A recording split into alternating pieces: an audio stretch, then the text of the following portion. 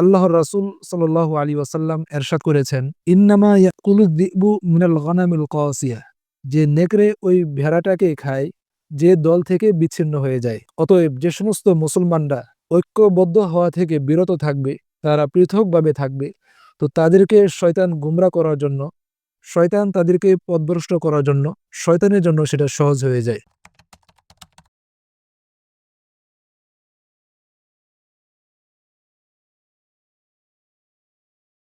আসসালামু আলাইকুম ওয়া রাহমাতুল্লাহি ওয়া বারাকাতুহু। নাহমাদুহু ওয়া নুসাল্লি আলা রাসূলিহিল কারীম, আম্মা বা'দ।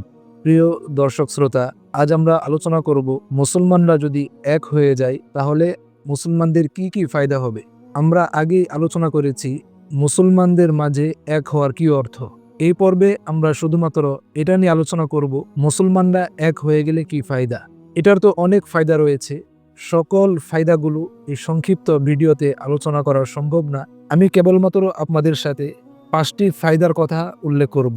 অর্থাৎ মুসলমানরা যদি এক হয়ে যায়, এই 5টি লাভ, এই 5টি ফায়দা আমাদের সকল মুসলমানদের হবে। তার মধ্যে একটি হলো, আল্লাহ রাব্বুল আলামিন মহাগ্রন্থ আল কোরআনে এরশাদ করেছেন, তোমরা সবাই আল্লাহর রশিকে আঁকড়ে ধরো। যদি আমরা সবাই আল্লাহর রশিকে আঁকড়ে ধরি, অর্থাৎ আল্লাহর দ্বীন প্রতিষ্ঠার ক্ষেত্রে আমরা সকল মুসলমান যদি এক হয়ে যাই, আল্লাহর দ্বীনকে সঠিকভাবে সমাজে প্রতিষ্ঠা করার জন্য সকল মুসলমানরা যদি আমরা এক হয়ে যাই, তাহলে আল্লাহ রাব্বুল আলামিন অন্য এক আয়াতে এরশাদ করেন, আমি আল্লাহ তোমাদেরকে সাহায্য করব। তাহলে মুসলমানরা এক হয়ে গেলে আমাদের 1 নম্বর যে ফায়দাটা হবে তা হলো আল্লাহ তাআলার সাহায্য আমরা পাবো। মুসলমানরা এক হয়ে গেলে দ্বিতীয় যে ফায়দাটি হবে, দ্বিতীয় যে লাভটি হবে তা হলো, আল্লাহর রাসূল সাল্লাল্লাহু আলাইহি ওয়াসাল্লাম এরশাদ করেছেন, ইয়াদুল্লাহি মাআল জামাআহ, আল্লাহ তাআলার সাহায্য, আল্লাহ তাআলার শক্তি, আল্লাহ তাআলার অনুগ্রহ জামাতের সাথে থাকে। অর্থাৎ মুসলমানরা যদি ঐক্যবদ্ধ থাকে, তাহলে এই ঐক্যবদ্ধ মুসলমানদের উপর আল্লাহর অনুগ্রহ, আল্লাহর রহমত বরকত তাদের উপর নাজিল হবে, বর্ষণ হবে।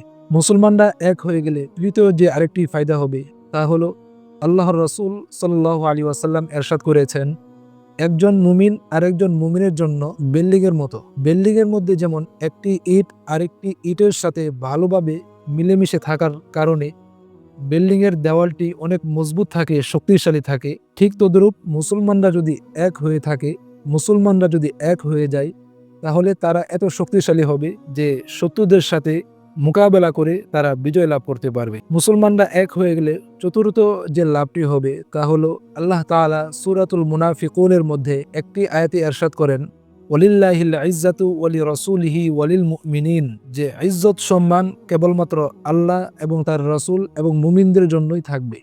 মুমিনরা যদি এক হয়ে থাকে, মুমিনরা যদি ঐক্যবদ্ধভাবে থাকে, তাহলে আল্লাহ তাআলা সেই সকল মুমিনদের সম্মানকে আল্লাহ তাআলা বাড়িয়ে দিবেন। 5ম নম্বরে মুসলমানরা এক হয়ে গেলে যে লাভটি হবে তা হলো, মুসলমানরা তারা তাদের নিজেদের জানমাল হেফাজতের গ্যারান্টি পেয়ে যাবে। অর্থাৎ আল্লাহর রাসূল সাল্লাল্লাহু আলাইহি ওয়াসাল্লাম এরশাদ করেছেন, ইন্নামা ইয়াকুলুয যিবু মিনাল গনামিল কাসিয়া, যে নেকড়ে ওই ভেড়াটাকে খায় যে দল থেকে বিচ্ছিন্ন হয়ে যায়। অতএব যে সমস্ত মুসলমানরা ঐক্যবদ্ধ হওয়া থেকে বিরত থাকবে, তারা পৃথকভাবে থাকবে, তো তাদেরকে শয়তান গুমরাহ করার জন্য, শয়তান তাদেরকে পথভ্রষ্ট করার জন্য, শয়তানের জন্য সেটা সহজ হয়ে যায়। কিন্তু ঐক্যবদ্ধভাবে যখন মুসলমানরা থাকবে, তখন তাদের জানমালের হেফাজতের পাশাপাশি তাদের ঈমানের হেফাজতও হয়ে যাবে। এছাড়াও মুসলমানরা এক হলে অনেক লাভ তাদের হবে, যেটা এই সংক্ষিপ্ত সময়ের মধ্যে আলোচনা করে শেষ করা যাবে না। আল্লাহ তাআলা আমাদের সকল মুসলমানদেরকে এক ও নেক হওয়ার তৌফিক দান করুন।